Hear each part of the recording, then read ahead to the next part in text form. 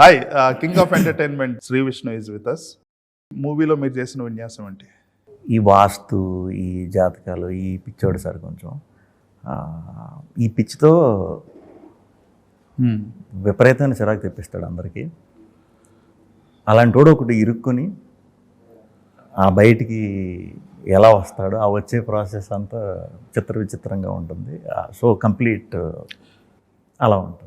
మనకి జాతకాలు అనగానే one day I will be the king అనేసి అవునవునవును ఆ ఒకటి రాజేంద్ర గారు అది పీక్ తీసుకుని వెళ్ళారు.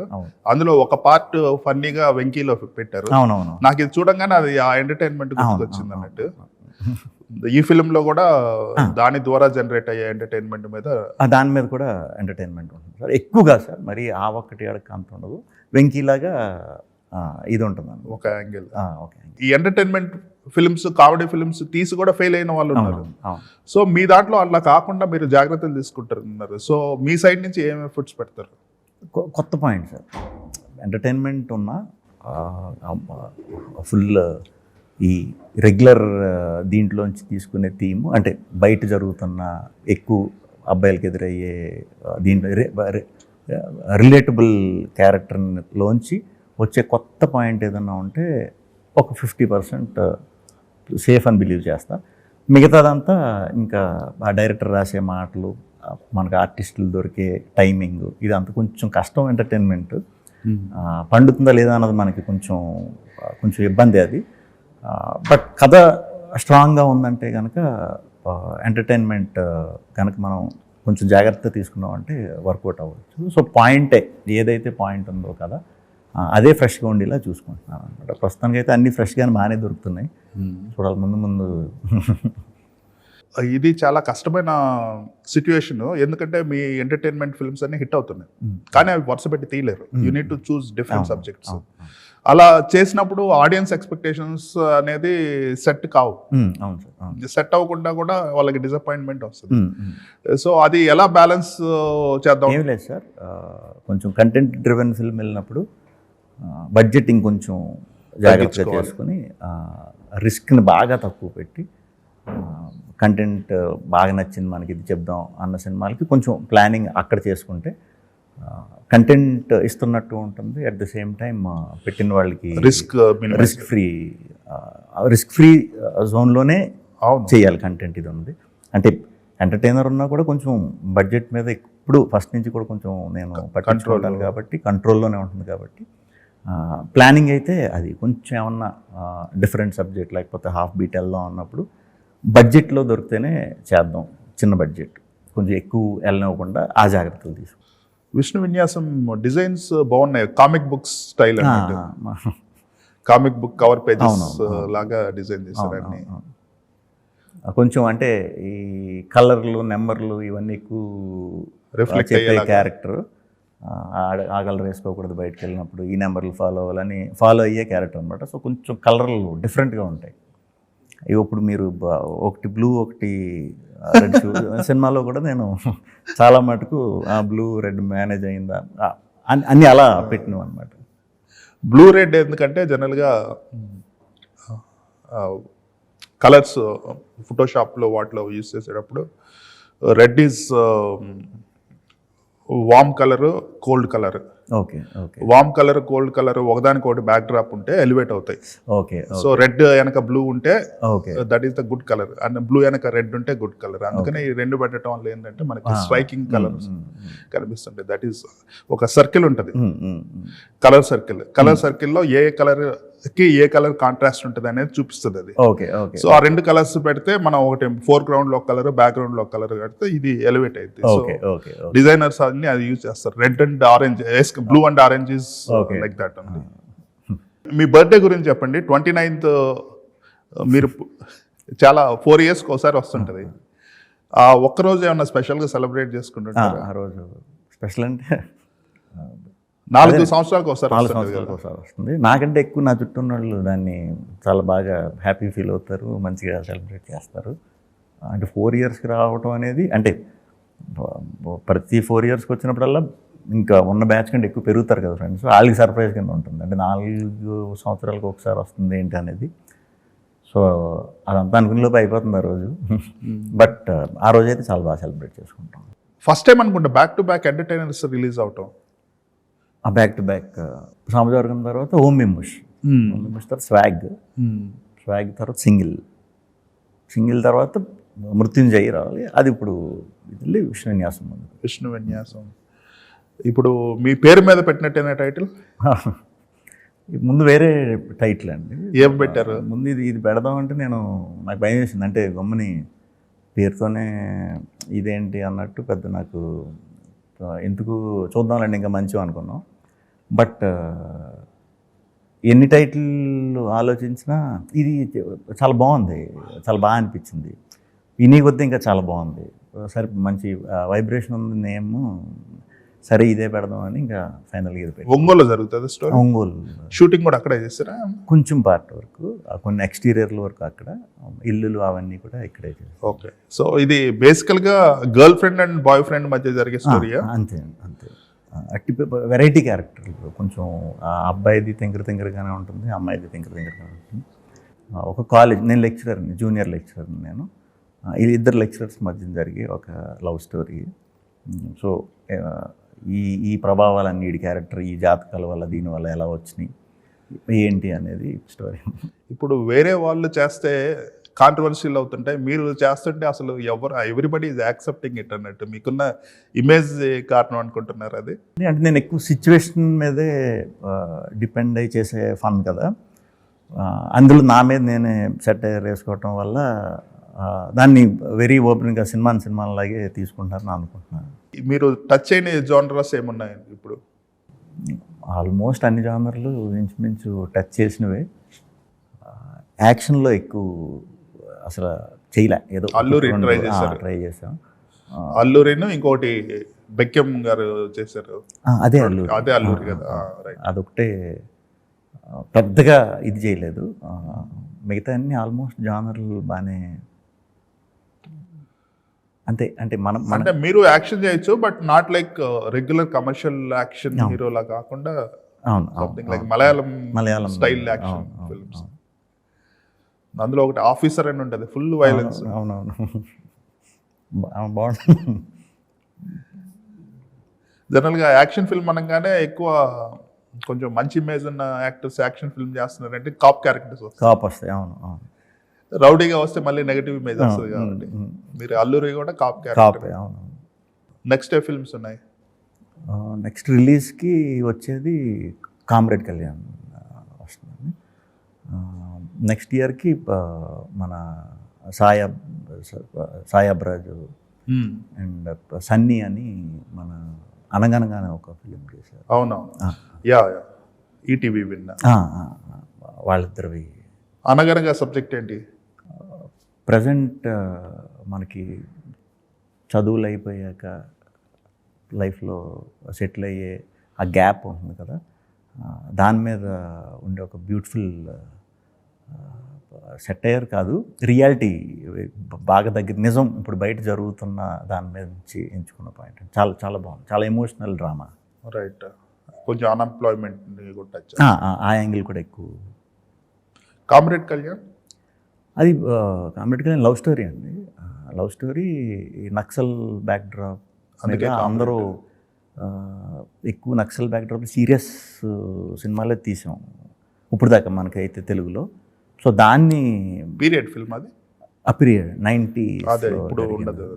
ఇది ఎంటర్టైన్మెంట్, బట్ ఒక డిఫరెంట్ లవ్ స్టోరీ బ్యాక్డ్రాప్ అనమాట.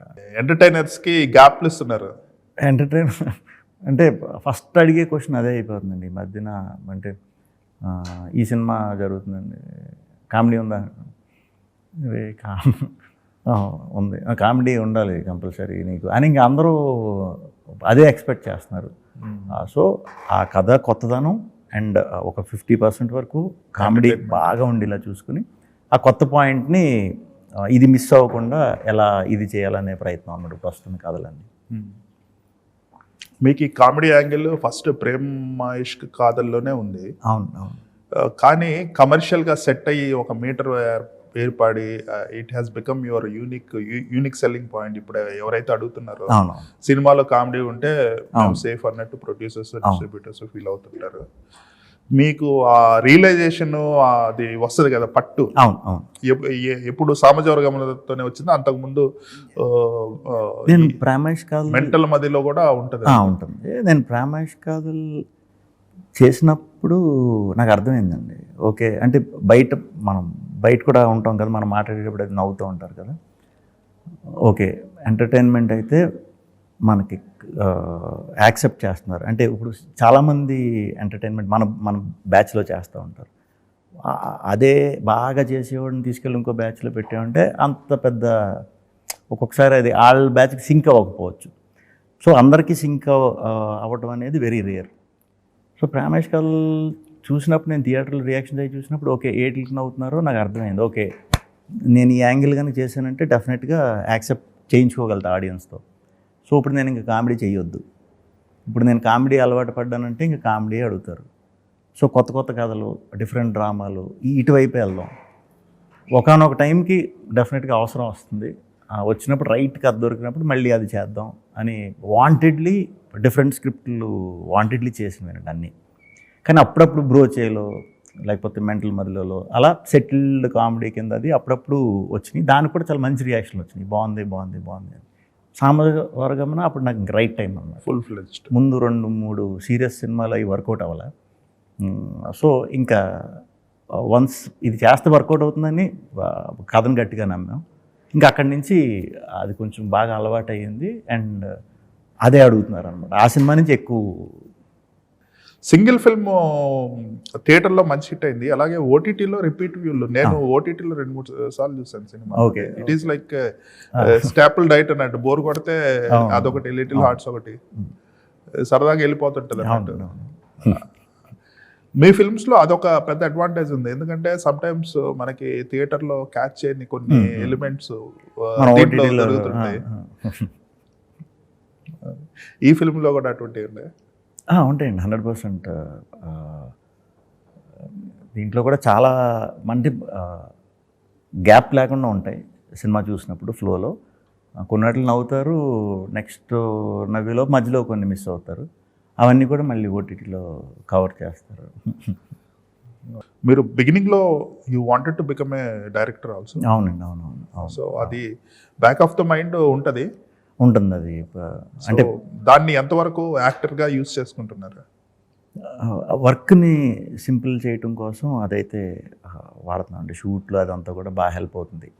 ఏదైతే ఆలోచన ఉందో ఆ ఎక్స్పీరియన్స్ అయితే చాలా బాగా హెల్ప్ అవుతుంది.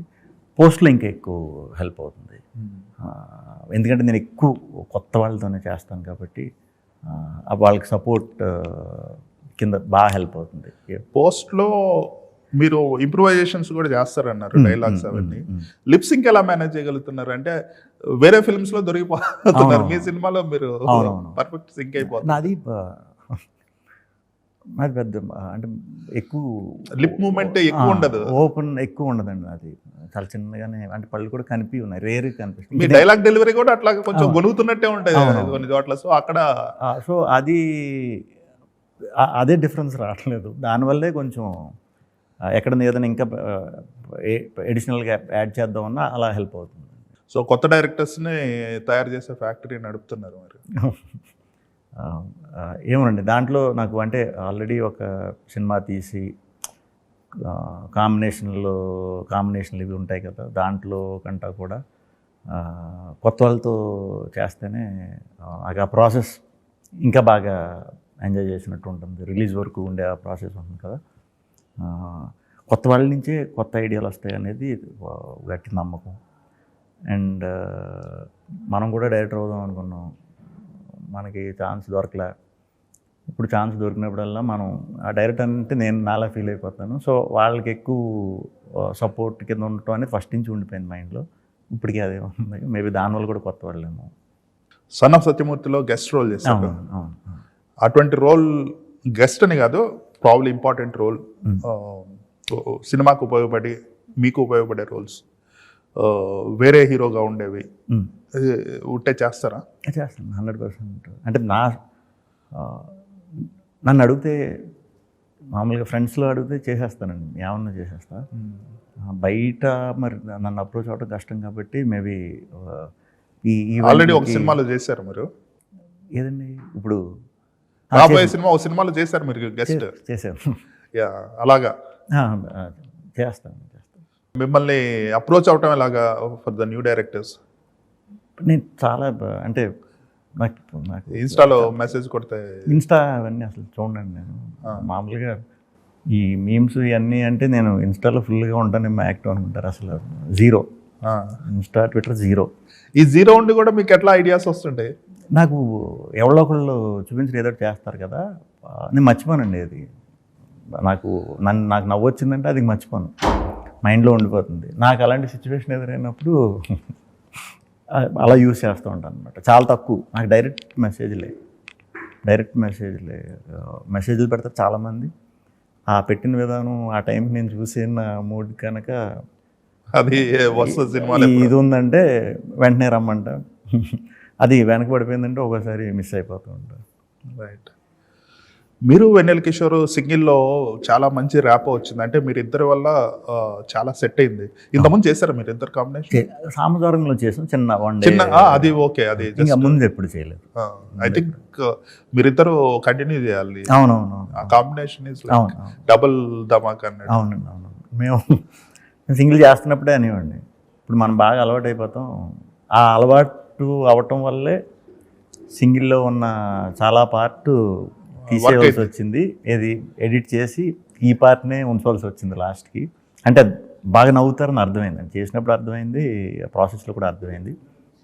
మంచిది మళ్ళీ మంచిది వచ్చినప్పుడు మనం చేయాలి, అప్పటి నుంచి అనుకునేవాళ్ళు. ఇప్పుడు నెక్స్ట్ సాయిరామ్ అబ్రాజ్ సినిమాలో మళ్ళీ కాంబినేషన్ చేస్తాం. ఇప్పుడు రామ్ నుంచి సాయిరామ్ వచ్చేసి అయిపోయాడా ఏంటి? రామ్ అబ్రాజు, సాయిరామ్ అబ్రాజు ఫస్ట్ నుంచి. నేను సాయి అంటాం అలవాటు నాకు, రామ్ అని అందరూ అంటే అతన్ని క్రెడిట్స్ లో రామ్ అబ్రాజ్ అని పెట్టుకుంటాడు. ఓహోహో, నేను ఆయన ఎప్పుడు అంటే సాయి అని పిలుస్తా. మొన్న ఎవరో సాయి సినిమా అంటే సాయి ఎవరు అని అడిగితే అప్పుడు అనుకున్నా, ఓహో రామ్ అని ఎక్కువ అలవాటు అనుకుంటా అందరికి. He's becoming the new entertainment, అంటే ఫ్యామిలీ ఎంటర్టైన్మెంట్ చేసే డైరెక్టర్స్ చాలా తక్కువ మంది ఉన్నారు. ఆ తక్కువ మందిలో కొత్త ఎడిషన్ రామ్ అవుతున్నాడు. మీ నెక్స్ట్ ఫిల్మ్ జానరా ఏమో ఉంటుంది?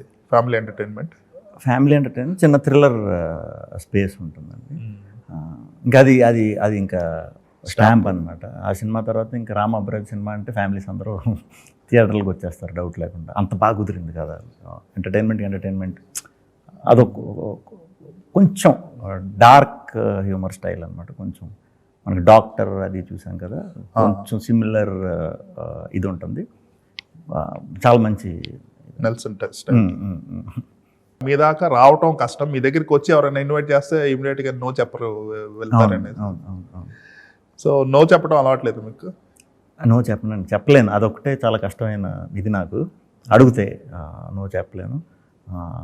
నిజంగా ఏదన్నా వర్క్ ఉన్నా కూడా నో చెప్పలేను, ఇంకా తప్పదు అన్నప్పుడే.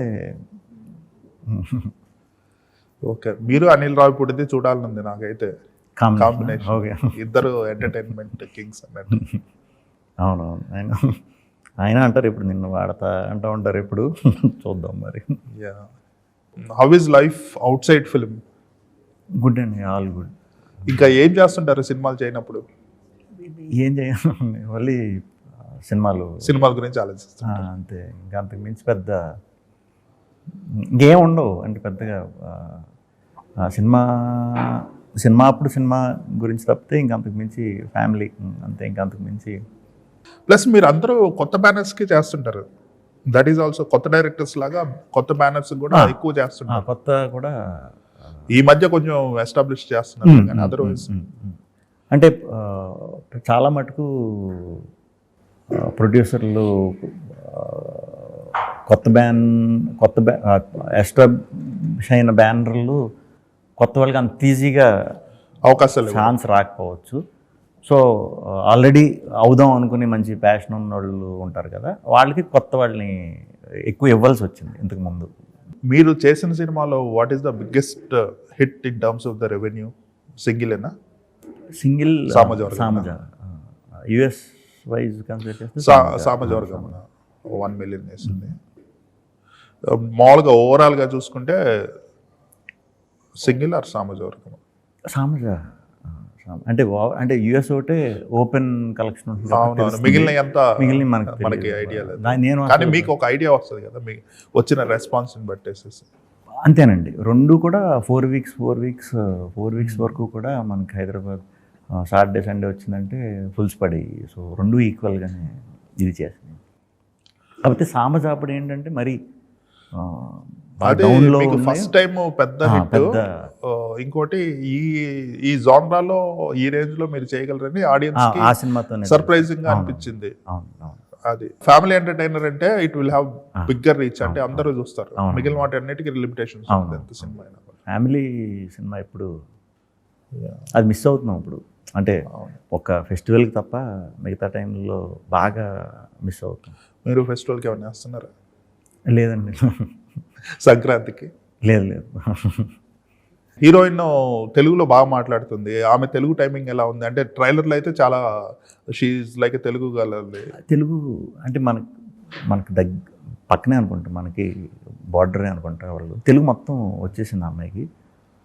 4-5 పేజీలు ఇచ్చినా చాలా బాగా చెప్తుంది.